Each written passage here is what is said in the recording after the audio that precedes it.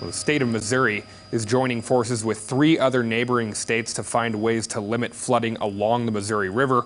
Nebraska, Iowa, and Kansas will help Missouri split the cost of a $400,000 study with the U.S. Army Corps of Engineers to ensure that, or to measure the amount of water that flows down the Missouri River. Last summer, the Missouri River was in a flood state for several months last spring and summer, and it crested at 45 feet last spring, just shy of the all-time record.